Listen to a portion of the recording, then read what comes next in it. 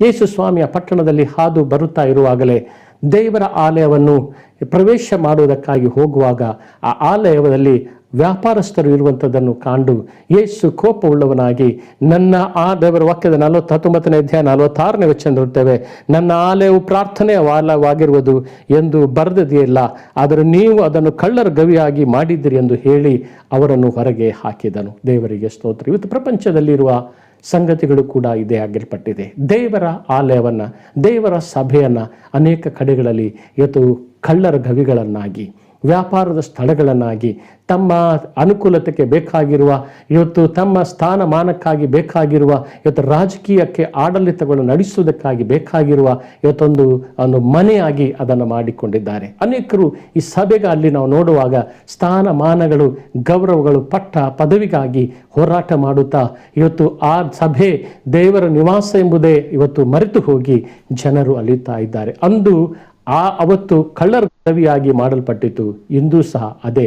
ಅದನ್ನು ನೋಡಿದ ಕರ್ತನು ಕೋಪವು ದುಃಖವುಳ್ಳವನಾಗಿ ಆತನು ಮನಗುವನಾಗಿದ್ದಾನೆ. ಇವತ್ತು ದೇವರು ಅಂಥ ಕರ್ತನು ತಾನೇ ಇವತ್ತು ದೇವರ ಸಭೆಯಾಗಿ, ಅದಕ್ಕಿಂತಲೂ ಹೆಚ್ಚಾಗಿ ದೇವರು ತನ್ನ ಆಲಯವನ್ನಾಗಿಯೇ ನನ್ನನ್ನು, ನಿಮ್ಮನ್ನು ಕೇಳುತ್ತಿರುವಂಥ ಪ್ರತಿಯೊಬ್ಬೊಬ್ಬರನ್ನು ತನ್ನ ಆಲಯವನ್ನಾಗಿ ಮಾಡಿಕೊಂಡು ಯಾವಾಗಲೂ ಆತನು ನಮ್ಮೊಳಗಿದ್ದುಕೊಂಡು ಕರ್ತನು ತಾನೇ ಮಹಿಮೆಗೆ ಯೋಗ್ಯನಾಗಿರುವಂಥ ದೇವರು ಆತನಾಗಿದ್ದಾನೆ. ದೇವರಿಗೆ ಸ್ತೋತ್ರ. ಅದಕ್ಕಾಗಿಯೇ ಆತನು ನಮ್ಮನ್ನು ಎಲ್ಲ ಬಂಧನಗಳಿಂದ ಬಿಚ್ಚಿದನು, ಕತ್ತೆ ಮರಿಯನ್ನು ಬಿಚ್ಚಿದನು. ದೇವರಿಗೆ ಸ್ತೋತ್ರ.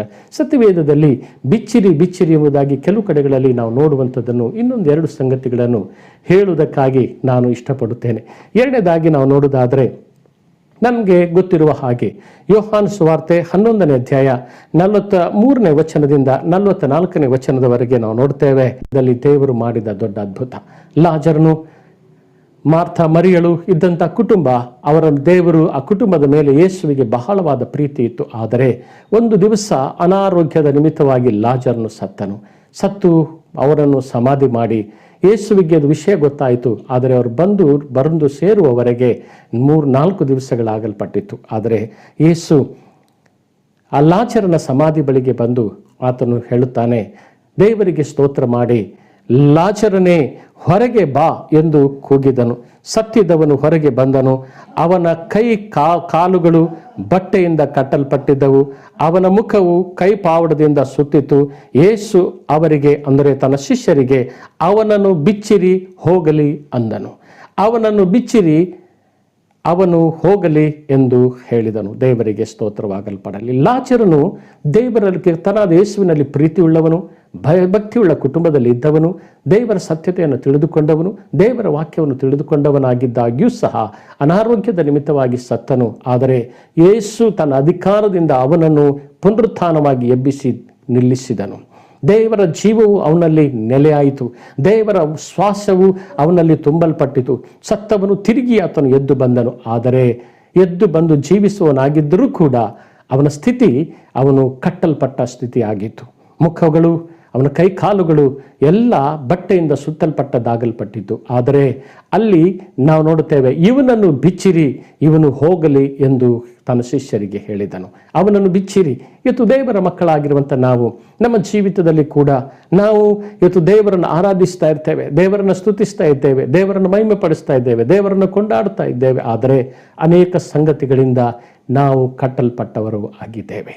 ಕರ್ತನಲ್ಲಿ ನಾವು ಎಲ್ಲಿಗೆ ಚಲಿಸಬೇಕು, ಏನನ್ನು ಮಾಡಬೇಕು, ಏನನ್ನು ದೃಷ್ಟಿಸಬೇಕು, ಏನನ್ನು ಮುಟ್ಟಬೇಕು, ಎಲ್ಲಿಗೆ ನಾನು ಹೋಗಬೇಕು, ಏನನ್ನು ಬಾಯ್ತಿರುವುದು ನಾನು ಹೇಳಬೇಕು, ಈವರೆಗೂ ನಮ್ಮ ಜೀವಿತದಲ್ಲಿ ಹೇಳಲಿಕ್ಕೆ ಆಗದ ಸ್ಥಿತಿಗಳಲ್ಲಿ ನಾವಿದ್ದೇವೆ. ಕಾರಣ ಲಾಜರನ ಹಾಗೆ ಇವತ್ತೊಂದು ಪಾಪ ಕೊಡುವ ಸಂಬಳ ಮರಣದ ಸ್ಥಿತಿಯಲ್ಲಿ ಇದ್ದೆವು. ಆದರೆ ಜೀವ ಕೊಡುವ ಕರ್ತನಲ್ಲಿ ರಕ್ಷಿಸಲ್ಪಟ್ಟು ಸಭೆಯ ವಿಶ್ವಾಸಿಯಾಗಿ ಕರ್ತನಲ್ಲಿ ಬರ್ತಾ ಇದ್ದೇವೆ. ಆದರೆ ಇವತ್ತು ನಾವು ಕಟ್ಟಲ್ಪಟ್ಟ ಸ್ಥಿತಿಯಲ್ಲಿ ಇವತ್ತು ನಾವಿದ್ದೇವೆ. ಆದರೆ ಪರಿಶುದ್ಧಾತ್ಮನು ತಾನೇ ಅಂದು ತನ್ನ ಶಿಷ್ಯರಿಗೆ ಬಿಚ್ಚಲು ಹೇಳಿದನು.